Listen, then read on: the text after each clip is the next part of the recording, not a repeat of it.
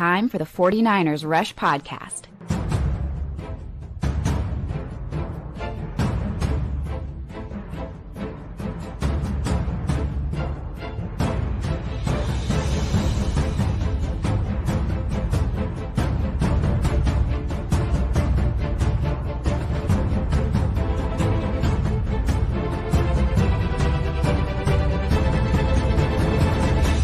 And here's your host, John Chapman. What is going on, faithful? It is absolutely great to be with you guys today. And I got to say this. I got my volume turned up a little louder than I usually do. And the intro got me a little bit. I was like, yeah, I'm ready to go. I don't know if it's the pumpkin spice coffee I'm drinking. I don't know if this fact I've already got laundry done and whatever. But I think it's because I'm here with Ant. And the 49ers Cutback. The coach approach is back. How we doing today, Ant? Uh-oh, he froze up. See? Like, that's where it is. The show is so good. I'm going to pull him down. Hopefully we'll get him back. But, like, he froze up because the show was just so fire. We'll get him back. This is the coach approach, ladies and gentlemen. And what we do every single Thursday, we started this. This is a new show that we've been doing this year, started with this season. We're going to go over two things. Number one, what we saw on tape from the previous week against the Seahawks, the loss, which sucks. Shout out to Invaders. It takes me all week to get over a loss. Man, that's us too, bro. It is. It's rough. It's rough. RUFF. It's just what it is. But the first part, we're going to talk about the game last week, some things we saw on the coaches' tape, the all-22, the end zone angles, all those things that we didn't notice perhaps during the game. And then the second half of the show, what adjustments do we want to see moving forward, offensively, defensively, perhaps special teams, whether it's personnel changes? And I kind of got the list that I had for changes that needed to be made kind of got dispelled or wet blanketed by Kyle Shanahan in his last presser, where he was like, no, we're not changing the running back rotation. No, we're not putting in D Winners for Devondre Campbell. No, we're not changing things. So not a lot of major changes, but I think both Ant and I both will be coming up with some of those. Want to say thank you to all the hashtag CCs. You guys are the best. Appreciate you guys. What's up, RTP? We got the Cutback. And again, if you guys haven't done so already, you got to go hit subscribe. 49ers Cutback, wherever you watch, listen, download, whatever. Ant's the freaking man. We're just waiting to get him back. We'll get him back soon. If not, I'll jump into my notes. But thank you for all the hashtag CCs. Look at this, Vince. It says, love seeing the simultaneous Chapman and Cutback notifications. Top tier. Hey, man, I'm pretty damn picky on who I record with. I think you guys know that. Wayne's one of the besties, and he's been doing it for a long time. But Ant, this was just something that we had to do. This is just something we had to do. Moon Man, what's up, buddy? He says, John, after watching the film, Brock Port is not seeing the feels good. It not seeming like he feels good, leaving the pocket way too early. Receiving's running open. He's just not patient. That is by far one of the takeaways. And it's not just my takeaway. You know, we talked a little bit about it yesterday. Greg Cassell, one of the all-time like draft film guys, he came out, basically said the same thing on 95.7. Might have been KMBR. I apologize if I was wrong on whatever station it was, but whatever. Like, Brock left a lot out there. Now, he's had to run and escape the pocket so much because 2 out of 5 of your offensive linemen are just not good. But that's been an issue. And I will say this as well. When players play, you've got to trust them. When Brock Purdy didn't have Christian McCaffrey for the first, 7 or 8 games this year, he refused to check down to Jordan Mason. Just absolutely refused. He'd look him dead in the eye, see that he's uncovered, and then go to the next progression or run. Like, he just refused to acknowledge Jordan Mason's presence in the run game.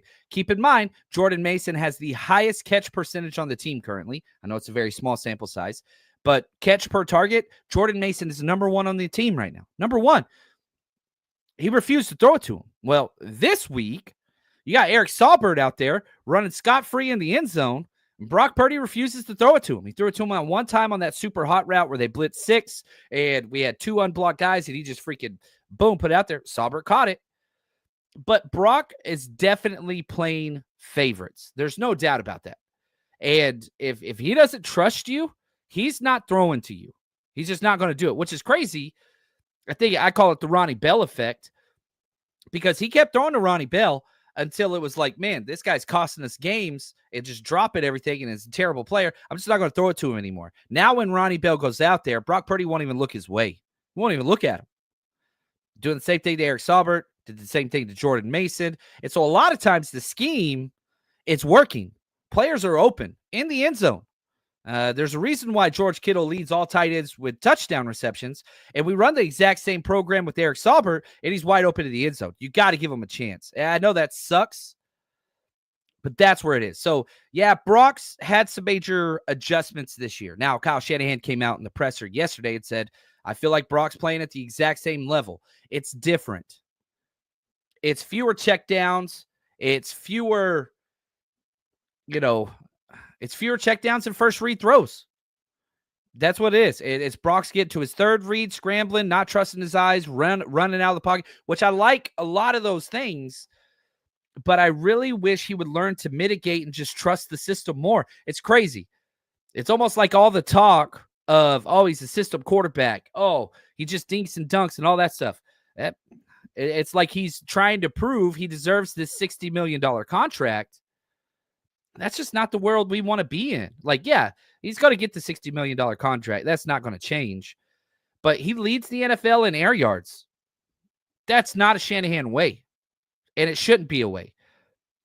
Trust the people that your team put out there. Now, that doesn't mean criticism shouldn't be on the people who are out there playing. Raphael, horrible management of the roster. Saubert sucks. We had to play more at tight end too. No use of Jordan Mason. You're right. We have 4 tight ends on the roster. Jake Tonjes, special teamer only. Braden Willis, special teamer only. I think he's back on the practice squad now. But, like, you've got tight ends that you could use in those spots. We got Jalen Moore running routes. It was a chip route. He cheap blocked and then released out to the flats. We got a 310-pound guy released to the flats. What are we doing? And, yeah, I think there are some major issues with this roster. Tight end 2 has been an issue the entire offseason. 49ers tried to go get Brock Wright, got blocked by the Lions. Lots of tight end options were available in the draft. Just completely, nope, we're going to draft multiple guards. And then cut one of them. Yeah, I don't know, man. It's frustrating. And, one of the themes that I've held consistently, and what made the 49ers kind of one of the special gems in the NFL, is this meritocracy approach. Look, if Jordan Mason beats out Ty Davis Price, that's who we're going with. I don't care, 3rd round pick, undrafted free agent. Who's the better player? That has not permeated the last 2 off seasons. Really hasn't. You cut a guy like Dejon Jameson. That dude's should have been on a roster. You cut a guy, even Samuel Womack. That dude's play a top 10 corner level and one of the best special teamers in the NFL, had been the entire time. Nick Sorensen hated him, ran him out of town. Like, we have the worst special teams unit in the NFL, and we let that guy go. Cody Schrader, I'd take Cody Schrader over Isaac Garindo, and it's not even close. Tight end 2. Yeah, I mean, we don't have the tight end 2, 3, and 4 are bad. But, like, if you're not even going to play your tight end 3 when Kittle's out, why is he on the roster? Like, it's break glass in case of emergency. Meanwhile, you're telling me John Feliciano's not activated. Meanwhile, you're telling me, like, we need these damn roster spots. And speaking of roster spots, none's more important than the man himself. Ant, we're back, buddy. How we doing? Not great. Internet just went done. As soon as the show started, internet gone. Had to go through the whole process of getting it back up, but I'm here now. So that was very interesting. It was great until literally you said, "Here's the show," and then it just thanks Xfinity. Hey, man. You're wonderful. I was saying how great, I had the volume turned up extra loud, and so the intro music got me a little bit extra today, and so that's all it did. It just knocked out your internet. So that's what it is. So we're going through a couple things. I talked a little bit about how Brock Purdy, little hesitant to throw what he was seeing, how he's not trusting guys like Eric Saubert, even though he was open in the end zone. Different things like, are you frozen again, Ant? This guy, he's got the smile. Xfinity, how dare you? How dare you?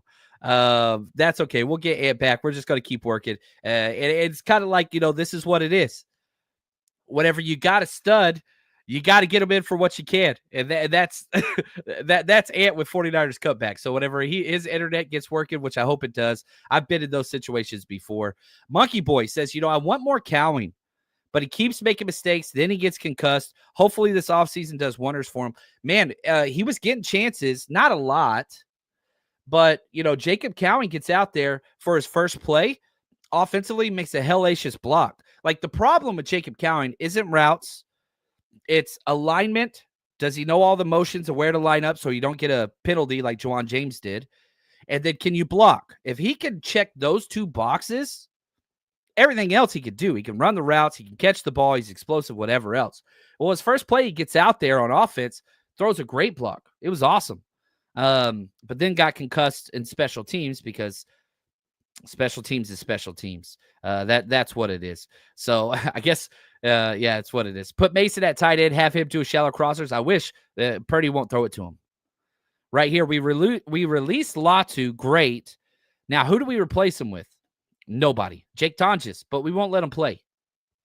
We won't let Jake Tonjes play. Why is he on the roster? He plays special team. How many special team snaps he had? Let's look this up. Let's look for the great Tonjes. We'll sort this. He played 13 special team snaps. Yeah, so 13 out of 14, pretty good. He's done decent, but not great. So, like, you have these guys that are special team specialists, but they're not even that good at that. That's the problem. That's why I get so pissed whenever you cut a freaking great punt returner in Deshaun Jameson.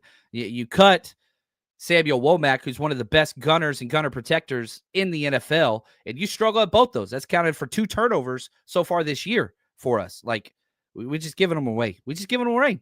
Giving them away. Right here, yeah. Vader, I was wondering what happened to it. Yeah, the internet, he's going to be popping in and out. Hopefully we get that thing. But the good news is, I don't know if this is good news. Y'all got to listen to me. And I've got way too many notes. So we going to be all right. Right here. Dave, Ant's internet today is as reliable as the Niners have been all year. It's weird because the Niners have not been reliable. Obviously, they're 5-5. They are literally the average baseline of what it means to be an NFL team. They're right smack dab in the middle.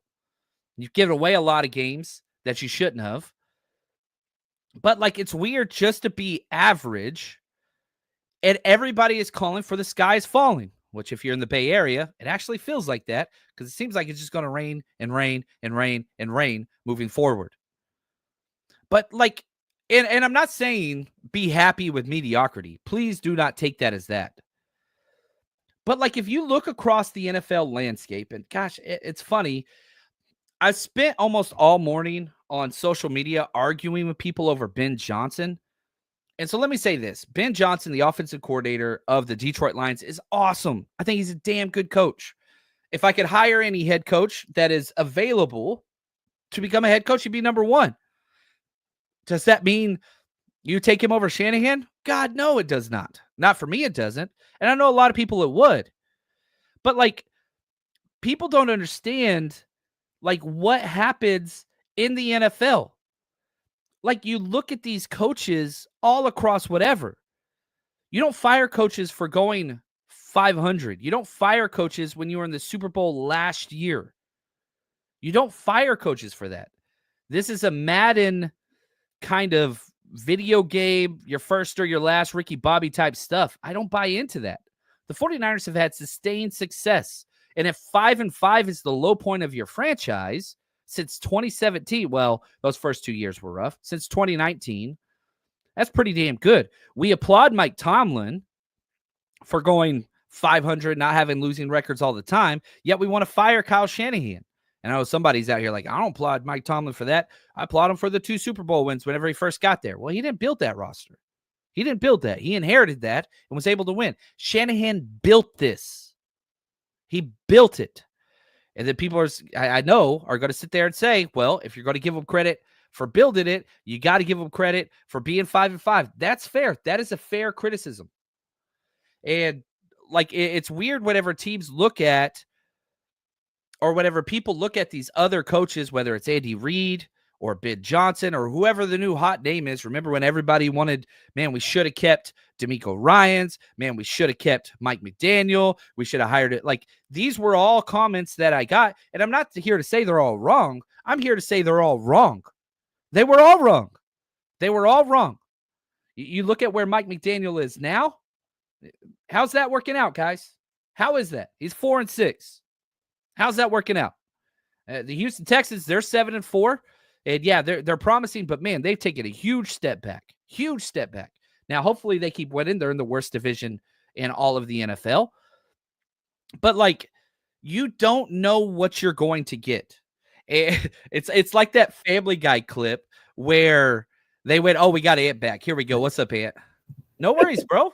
Dude, no worries. You showed up at perfect time because we were talking Family Guy. Yeah, the whole fire Shanahan hired new coach reminds me of the boat versus the mystery box scene. I don't know if you've seen it, where Lois and Peter win something and they win a boat. And then the sales game show guy goes, or you could have whatever's in the mystery box. And Peter goes through his thing like, whoa, Lois. Now a boat's a boat. But the mystery box could be anything. Hell, it could even be a boat. Like, Shanahan is what teams hope you're offering. Like, that's what everybody wants. And if you did let go of Shanahan, every single team would prefer to have Kyle Shanahan over Ben Johnson. Every single team, except for a few of these fans.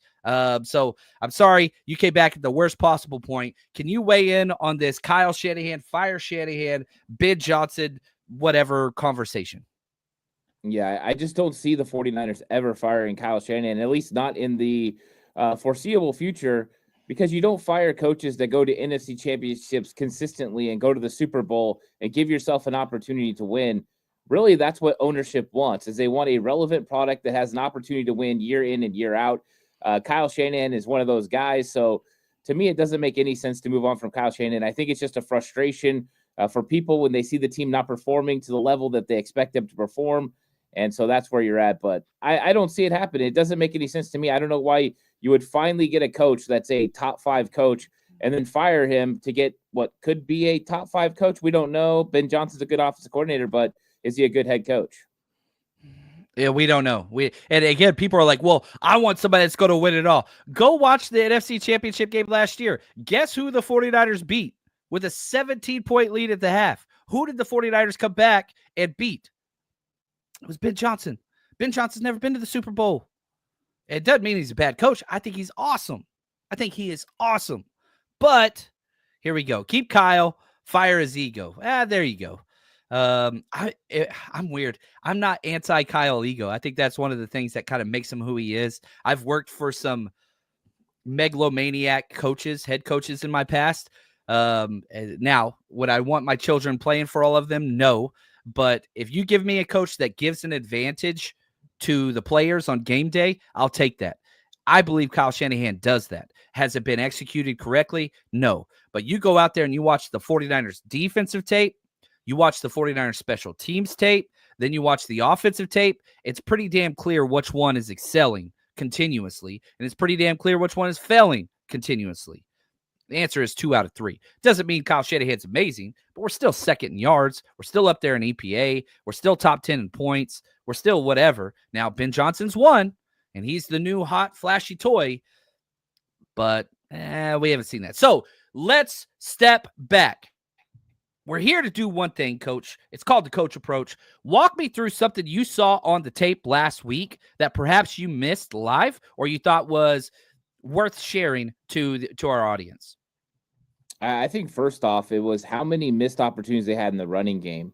I mean, the 49ers missed some opportunities for absolute explosive plays because of an array of things. But when things are going wrong, when things are going wrong, explosive runs all over the place. Sorry, you cut out for a second. We got you back. We got you. You're good, Ant.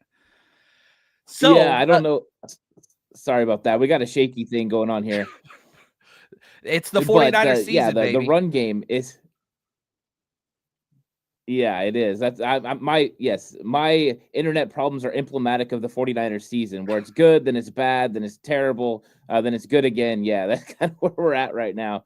But it's really frustrating to see the run game not go, because you'll have a Jake Brendel missed block that would have had an explosive run, or you'll have a Colton McKivitz, or you'll get somebody on the edge like Eric Saubert or Kyle Juszczyk, or even Christian McCaffrey missing a hole, or Jordan Mason not making an extra move where he could have got more yardage. It's just emblematic of the entire season in the run game. And I thought last week they could have had some explosive plays, and they just really missed out. Yeah. There was just a lot. And Shanahan even talked about, one of the main issues of this entire game was just, man, there were no big runs. There were no explosives. Here's Kyle talking about that. I think we didn't break a big one today. I mean, last time versus them, I think we had a 174-yarder and 138-yarder.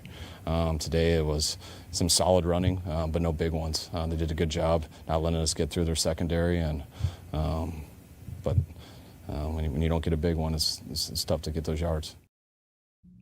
And I think, you were averaging about 4 yards a clip. Christian McCaffrey about 3 yards a clip.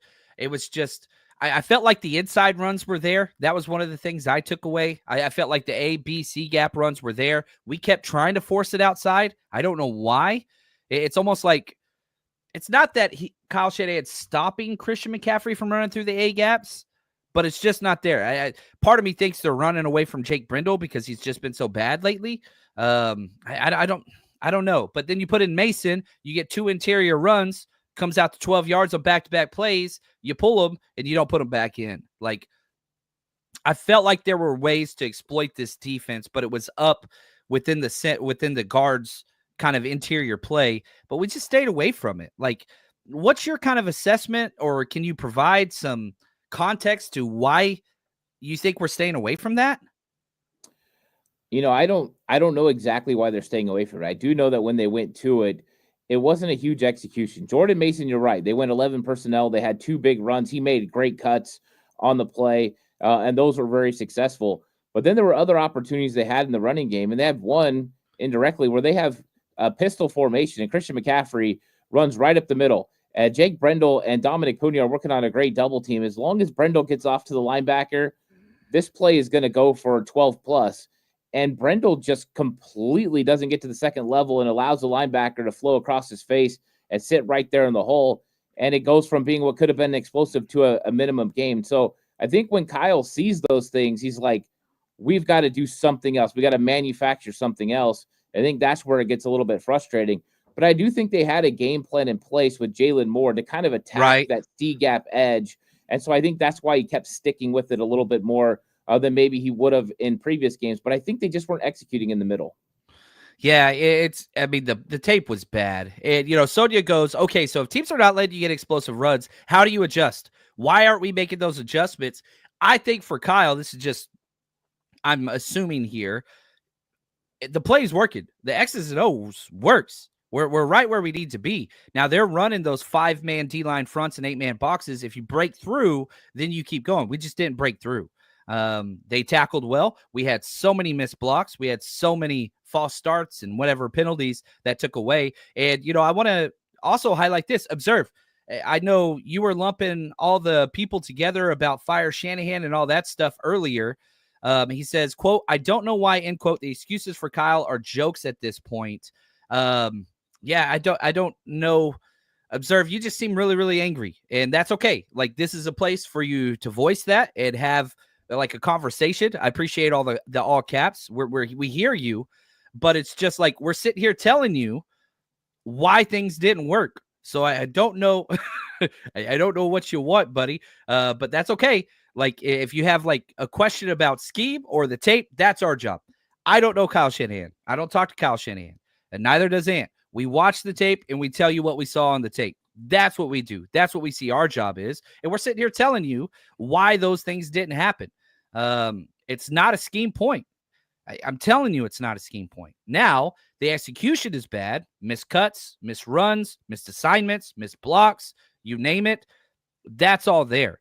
The counters and the adjustments are built into the game plan. That's the Shanahan. That's what makes the Shanahan system so much better than other systems is everything functions together. You talk about like a Kellen Moore, or you talk about who's the Washington coach, the young guy, Cliff Kingsbury. Like, they're just dart throwers. They draw a play up by itself and think that this should work against this coverage, and that's the end of it. Nothing is a counter upon a counter.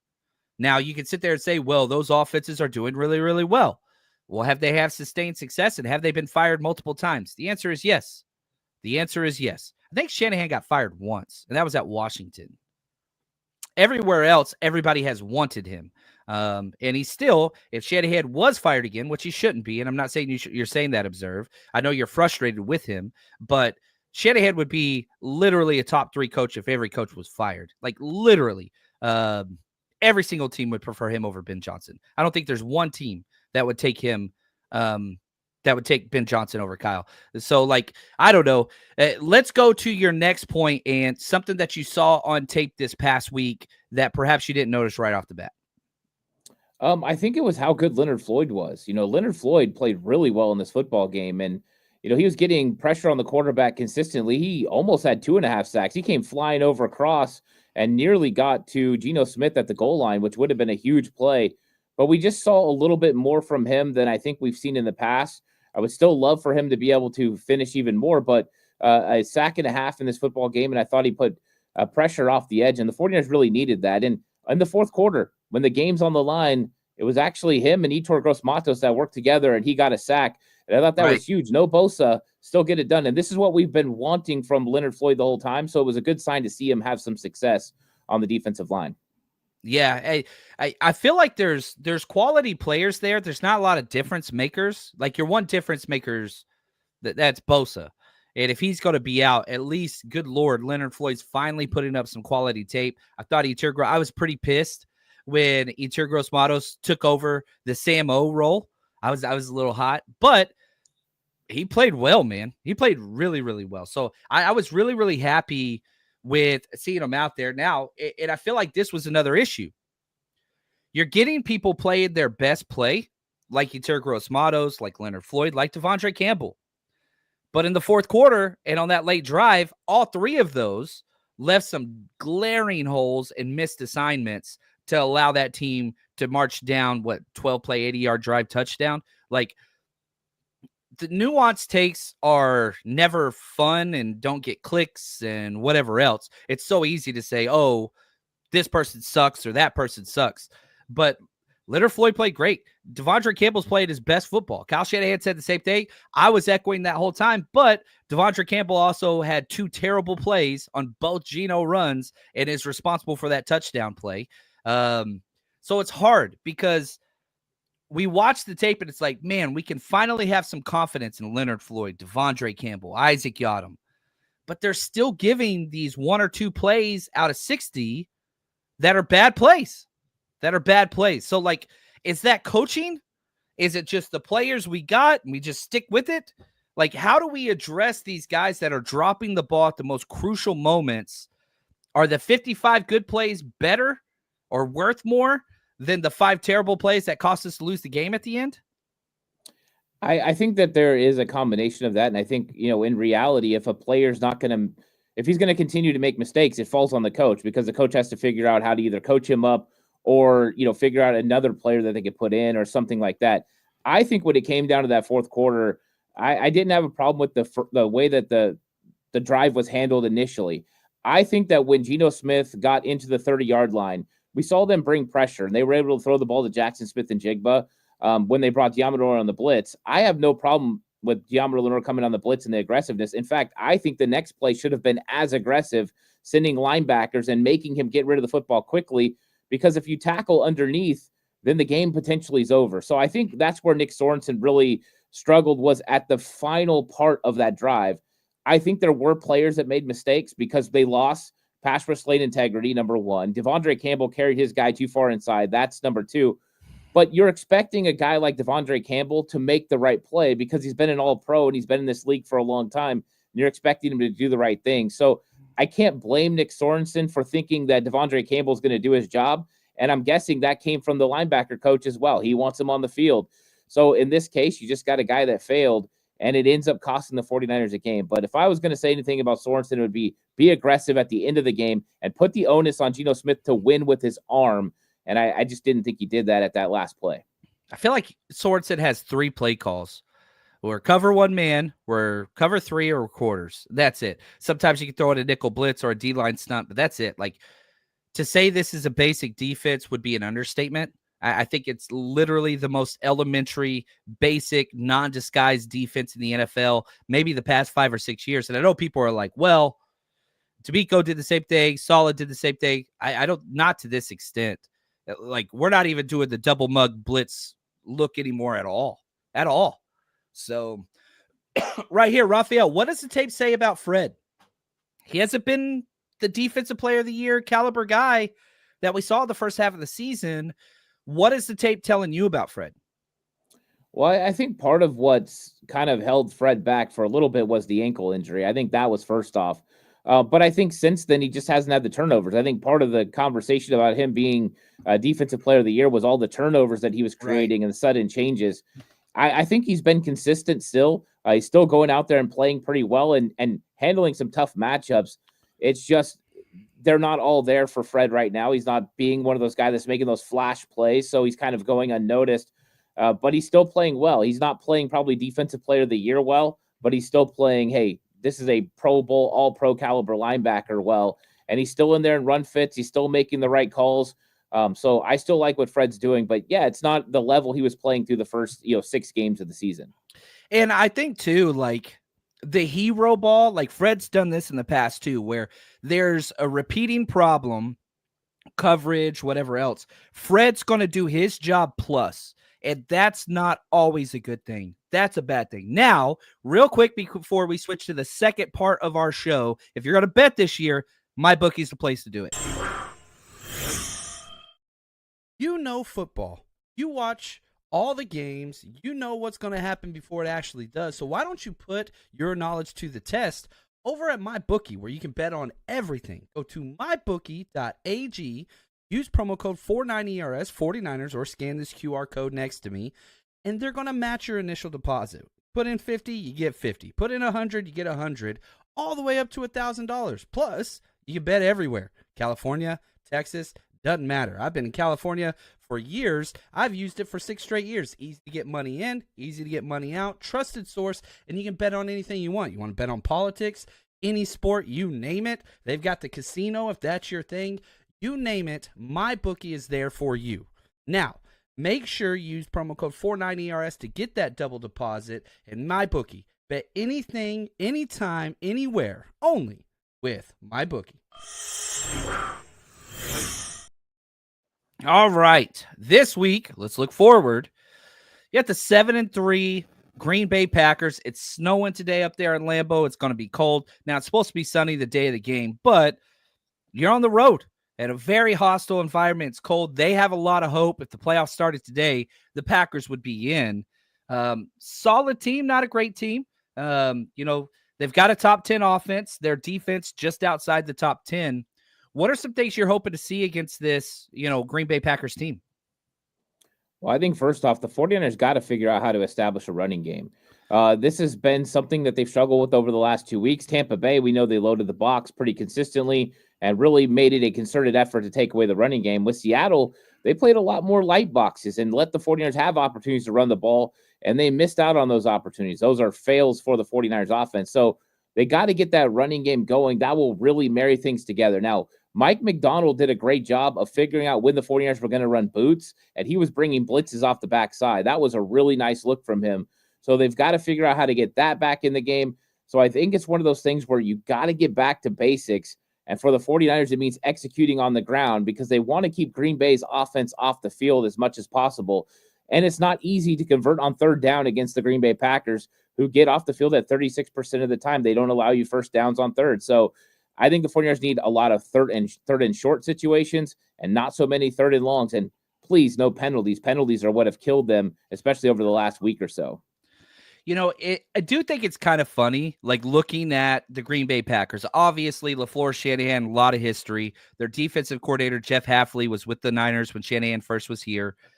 There's so many similarities. Even if you look at the Packers' offensive line, You got Zach Tom, who's a stud right tackle, and then just a bunch of guys. Now, Elton Jenkins has been great. I don't think he's been great recently. We've got one stud offensive lineman. I would say two now, but then just some guys. Like, these teams really are mirrored concepts of each other. They spent a lot at the wide receiver position. We spent more than anybody ever in the history of the football on the wide receiver position. So it's I don't know. It really is kind of a test of, look, we're both building the same way. We both run the same offensive, defensive type of schemes. Who's going to do it better? The 49ers have kind of had the Packers, number lately. Do you expect that to continue? I know the 49ers were 2-point underdogs now. The line's kind of moving back down to a pick'em game. How do you feel about this game just overall? Well, I think you got two teams that are actually in two different scenarios. I know Green Bay is sitting more comfortable with the record. I feel like the 49ers are a wounded animal. Their backs against the wall. They're in playoff mode right now. This is playoffs for the 49ers. So I think in that case, they know this is do or die. If they lose this game, they have a 15% chance of making the playoffs. So it's one of those things where it changes their mindset completely. And you're right. There's a mirrored concept there. And I think there's a mindset from Kyle Shanahan that he has an advantage over LaFleur. LaFleur got him one time, really. But for the most part, especially when it comes to playoff time and big-time games, the 49ers have found ways to win. They're going to have to figure it out in this one, and it's not going to be easy. Green Bay just hangs around and hangs around and hangs around, and sometimes they get you.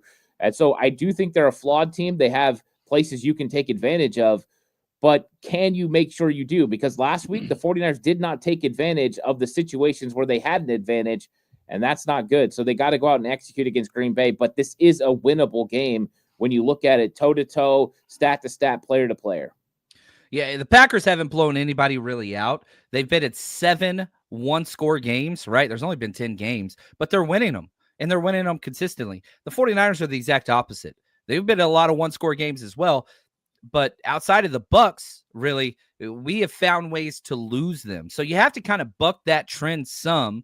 And at some point, like, if you want to make a run in the playoffs, I feel like channeling the Mora playoffs, like, you have to learn how to beat teams at the end of games. Our defense has been the worst in the NFL, actually third worst in the NFL in the fourth quarter. At some point, that's got to change.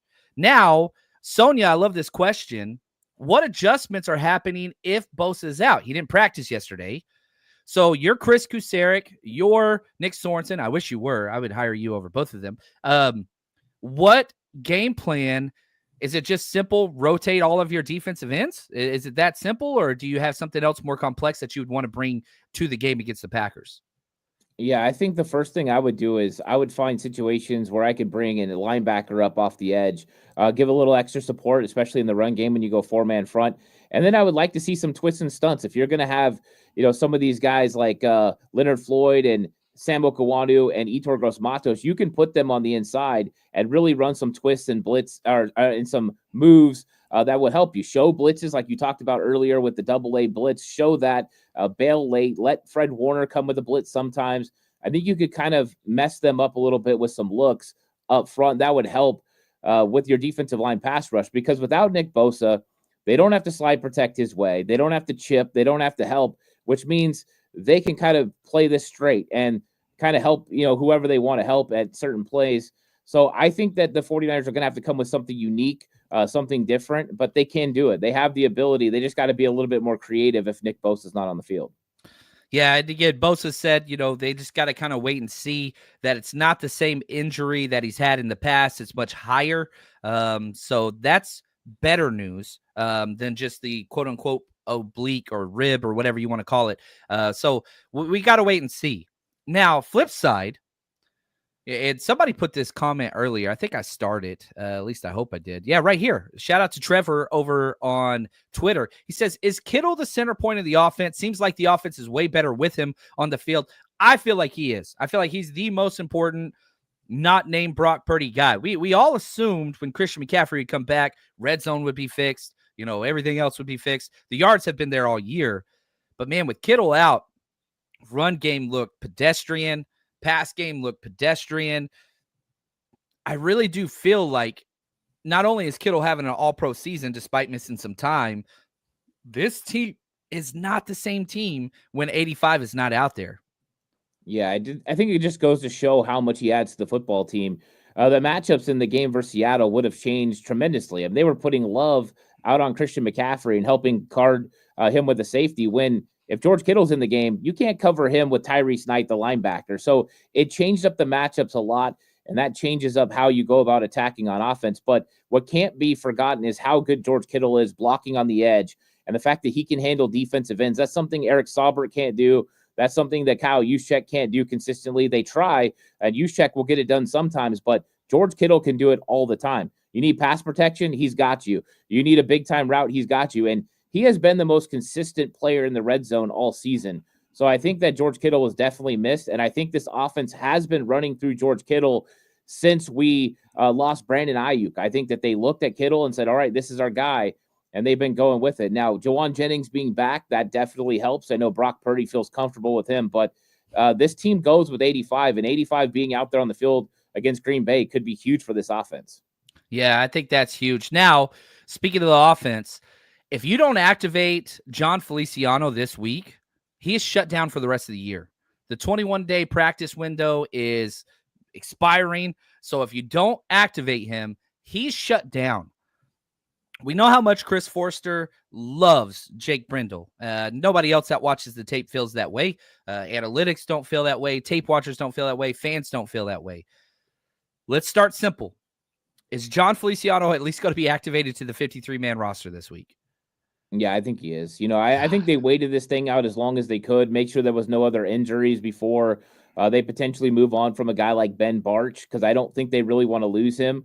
But I think that they were just, waiting. If an injury happened, well, then you make a decision there and you bring Feliciano back in that place. But I do believe that they're going to activate John Feliciano because he is me and you would argue, right? He should be one of the top 5 offensive linemen out there on the field. But in any world, he's at least number 6. He's better than Nick Zakelj. He's better than Ben Barch. He's better, than everybody else. So I think he's going to get activated. But they've been playing this thing out. They've been waiting for sure. Man, I really hope we get to see him. Let him play somewhere. I don't care where. Anybody besides Pooney, he's better than. I really do think. Now, how he responds to the injury, we didn't get to see him much at training camp. You have to alter those expectations with somebody that's 30-plus years old. However, that dude, when he went down in the Super Bowl, the game changed. It changed. And so center, left guard, shoot, you want to put him at tackle? I don't give a damn. Get him out there. I really, really want to see him play. I just hope they give him a chance. Like, I have no clue what people like Ronnie Bell and Jake Brendel and, have on this coaching staff just to never be removed and to be completely safe despite not playing well consistently. And I consider myself a pretty positive guy, especially whenever it comes to players and football and all those things.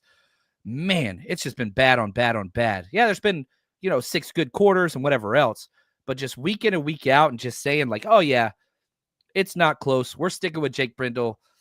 I don't know. I don't understand it. Now, next question. The Packers throw the ball deep. 70% deep balls to over 20 yards, air yards traveled. 17% of their passes. Jordan Love's got a 110 passer rating whenever chunking it deep. They've got wide receivers galore. They've got like 5 guys that they really, really like. What type of coverages do you want to see? Because again, we do a lot of cover 1, we do cover 3 and quarters. Those are kind of our 3 main whatever. Are you changing anything? Are you going to run one coverage more than the other? Because it's kind of been a third. So how would you game plan the defensive secondary against the Packers this week? Yeah, I think it would just depend on personnel. If you're going to get some sort of a base look, a 2 tight end set, which they will run sometimes, then let's stick in our cover 1 or our cover 3. And if you're going to get something where they spread it out, 11 personnel, we might need to go cover 3 and then quarters and just kind of mix it up depending on situation. You got second and long. Let's go ahead and run our quarters and try to play it down in distance. I think he actually did a pretty good job last week with Seattle as far as the basics of coverage. There was no disguising, which I know I would have loved a lot more because of Geno getting confused. So I would like to see a little bit of that. But I think they have felt content with allowing these quarterbacks to throw the ball underneath. They've been playing off coverage and not allowing explosives. And I think that's a really big part of this game is not allowing explosives to Christian Watson and Dontavian Wicks and those playmakers who can get the ball downfield and make plays. So I think it will be that. even though I don't know how much cover one we will see in the whole game, we know we're going to see it on third down sometimes. And I would love for them. I'm scared. One of my biggest things, John, is for the 49ers to get out of it when they're in bunch sets. When Green Bay comes to bunch sets, it's time to just go away from man. It hasn't worked. We have too many, guys running into each other. Renardo Green this week almost ran into De'Amara Lenore, and it created a first down for Jackson Smith and Jigba. I think they've got to just check into zone. And I know that's not always the greatest thing, but check into zone against bunch and just don't allow that to be a hindrance, especially on third down. It's hilarious anytime because we telegraph we're in man from the huddle break, and they're like, oh, let's motion. Oh, yeah, we're going bunch. Like every single team. Like, oh, they're in man. Yeah, let's go bunch trips or bunch tray every single time. And we just sit there just like holding on to our seats. We're not making any second checks. We're not doing any of those things. I don't even know if that's in this defense under Sorensen. It's literally a middle school defense at this current. Like, we really ran more coverages like at the high school level than they are currently. Now, Shanahan wants to keep it simple, but you're still keeping it simple. There's still busts everywhere. So, like, if you keep it simple and you run it efficiently, that's one thing. We're still not doing that. It's week 11. Jabroni, appreciate the chat. He says, who throws more picks, Brock or Love? Well, I can tell you over on betting sites, I put a bet in today for Jordan Love to throw an interception. Now, it's not positive money. I think if you bet 10, you get 8 back. But he's got 11 interceptions, tied for the most in the NFL currently. You go back to the last time the 49ers played the Packers, he threw 2 second half interceptions, both to Dre Greenlaw. I don't think Devondre Campbell could do that, but he has turned the ball over and put the ball in jeopardy consistently. Now, with us running such a vanilla defense, I do think we have some ball hawks out there. So, yeah, now, when Brock throws an interception, we almost always lose. Whenever he's clean, we win every single game. So, I'll turn this to you. Jabroni's question, who throws more picks, Brock or Love? I'm going to go, I want to say probably 1-1. Yeah. I mean, that's what it feels like, a wash, because if you look at Green Bay, they create a lot of turnovers. They're top 3 in the league as far as creating turnovers. So they usually do get their hands on the football. I'm hoping that we see a Brock Purdy that takes care of the football, because if we do, and he doesn't turn over the ball, we know they have a really good chance to win. But with that being said, I think Brock Purdy has been trying to be too careful with the football lately and has left some passes and throws out there on the field. So I want the more aggressive Brock Purdy that's going to go make things happen, because this team can't survive if he's not out there making plays for this football team. He missed some key throws. So I think it's going to be close. I think you could be right. It could be 1-1. I do know this. If Jordan Love throws more interceptions than Brock Purdy, the 49ers will win, and vice versa. If Brock throws more picks, the Packers will win. It's going to come down to taking care of the football, but also you got to take those shots when they're there. Yeah, let it rip, man. And both these teams are one-score teams. Like, that's just been the case. They've got 7. I think we have 6. It's just one-score games nonstop. So with them being so similar, coaching trees know each other, it's going to be close. It's going to be super close. Sonia, any word on Ward, Charvarius Ward? I saw he was limited at practice. Yeah, he missed 2.5 weeks. And so Shanahan talked about this yesterday, how we're going to see the football shape he's in. Being a corner, you take 2.5 weeks off, which nobody's faulting him of that. Kyle Shanahan's not faulting him of that. We're not either with what he's going through. But, like, you're about to play one of the fastest wide receivers in the NFL in Christian Watson. Like, one of the fastest. So if you're not in complete corner shape, man, let's just take a week off and you come back next week. You got to see what he is. So he was limited yesterday. You rush those speed guys back. That's where you get hamstrings. That's where you get calf strains. That's where you get those things. So we don't know. You got to see if he can get some full practices in. I hope he dresses. We're better with him. We do have great corner depth, though. I have confidence in Isaac Yiadom. Is he as good as Charvarius Ward? No, he is not. But he's not a bad corner as cornerback number 3. Going against these wide receivers, obviously you want him to be out there. But now right here, Lee, Nick Zakelj, just a failed experiment at this time. What are your thoughts on Nick Zakelj? I don't think so. I mean, he was a 6th-round pick, and he's out there as a backup player for your football team. And I think that's how it goes sometimes. You can't always expect these guys to end up being starters. I know we had a lot of high hopes for him that he could develop into a center. And a lot of that's because we wanted to replace Jake Brendel with somebody that was going to be better. But I think that Nick Zakelj got a lot better from last year to this year. He definitely got better. Training camp preseason definitely showed that. They haven't needed to call on him to play.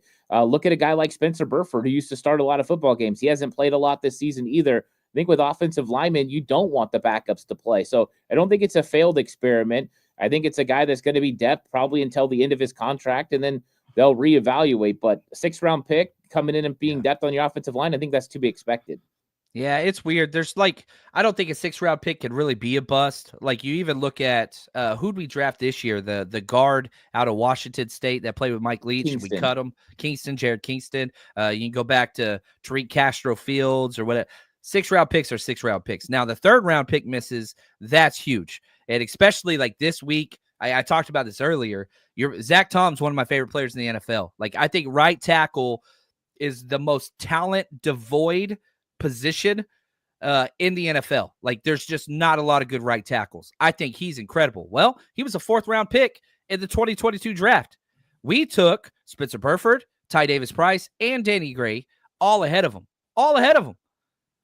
And it's just like, man, we could have, and you could always play this game in the draft. I understand that. But like, that is a top 5 right tackle that you got in the 4th-round pick. Meanwhile, we're drafting kickers in the 3rd round, man. Kickers.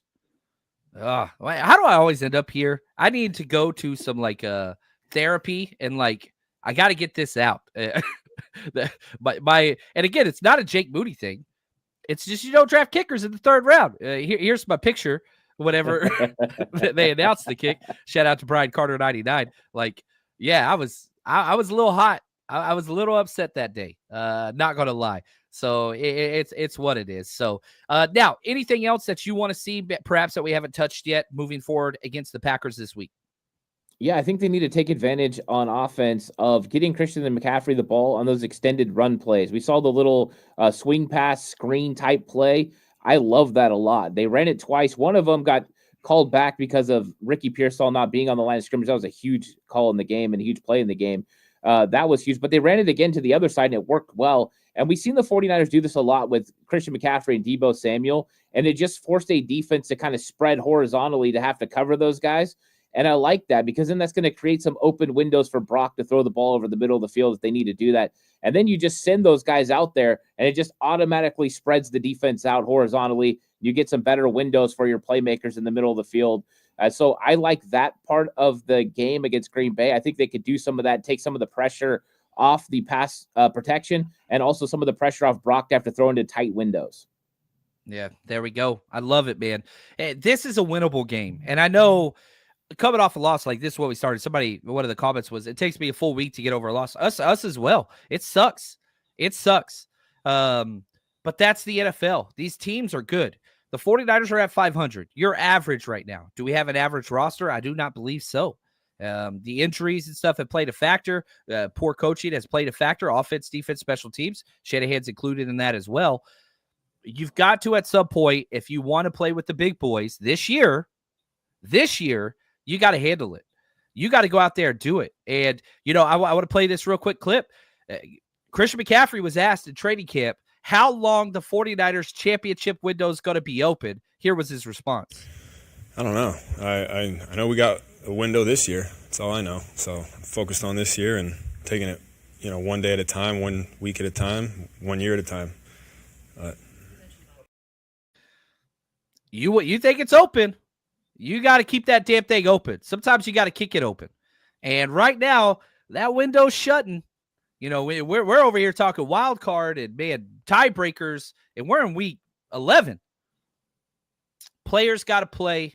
Coaches got to coach. And whenever they both don't do that successfully, you're at a 5-5 team with a superior roster. And that is the issue. Can they fix that moving forward? Nothing like beating the Packers. We've done it our entire, the franchise history. You beat the Packers. That's what you do. So you go out there, you handle the business, and then you move forward. That's what you got to do. So, Ant, any closing remarks before we end the show, bud? It's a must win. Go out there and get it done. Execute, like you said. And wouldn't it be the best time for the 49ers to show up and play 60 minutes of the best football that they've played all year? And if they don't, and they lose, well, this is entirely on them. They just didn't get it done. They'll understand that this was their fault. But they've got the potential. You bring it up, the roster, it's there. They can win this football game. The Green Bay Packers are not an unbeatable team. They just got to go out there and get it done. And that's saying a lot. Let's get it done. You guys are the best. Really appreciate everybody, all the support. Make sure you check out 48 Hours Cutback. He's got Madden Simulation tomorrow. He's got preview on Saturday, post-game show, which is always awesome. Ant, you are the best. Thank you for allowing me to spend some time with you and learn football. That's what I'm here for. I'm trying to learn along with everybody else watching. But for everybody at home, appreciate you guys. And until next time, stay strong, faithful.